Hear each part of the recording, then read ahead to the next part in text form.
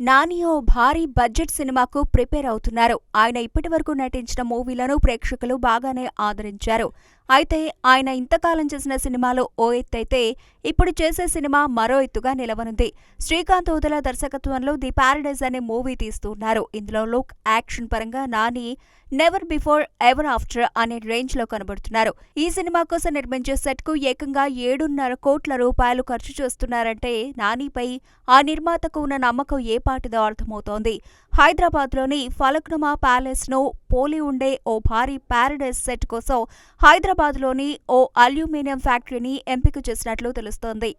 ఇప్పటికే హైదరాబాద్ శివార్లో 30 ఎకరాల్లో ఓ భారీ సెట్ నిర్మించిన చిత్ర యూనిట్ 7.5 కోట్ల రూపాయలతో మరో భారీ సెట్ ను నిర్మించడంతో ఆ సినిమాపై ఒక్కసారిగా హైప్ పెరిగింది. ది పారడైజ్ సినిమాకు సంబంధించి మరో గ్లింప్స్ ను డిసెంబర్ చివర్లో లేదా జనవరి స్టార్టింగ్ లో రిలీజ్ చేసేందుకు టీం ప్లాన్ చేస్తోంది. ఇందులో మోహన్ బాబు, సోనాలి కులకర్ణి, రాఘవ్ జుయాల్ కీలక పాత్రల్లో నటిస్తున్నారు.